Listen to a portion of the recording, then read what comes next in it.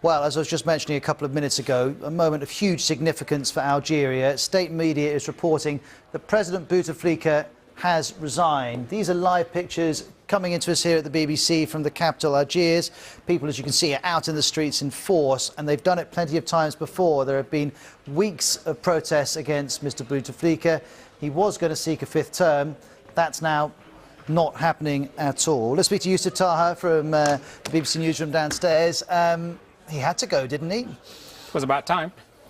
Now, we had these protests for several weeks now, over 5 weeks. We had actually the 6th as well.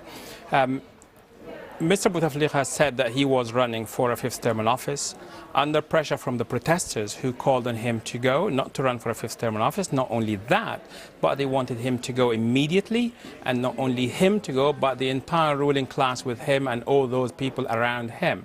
The people in Algeria want a radical overhaul of the entire ruling class in Algeria, because they think that some of those people around the president are taking advantage of the system and getting all sorts of advantage for themselves, which they should not be getting.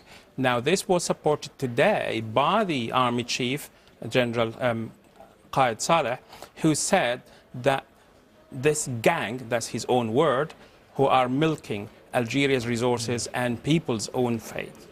Now, we saw in Egypt that you can have a revolution, but the army still maybe likes to hold on to power. The army's been crucial here in Algeria. What's to say it won't seek to stay in control?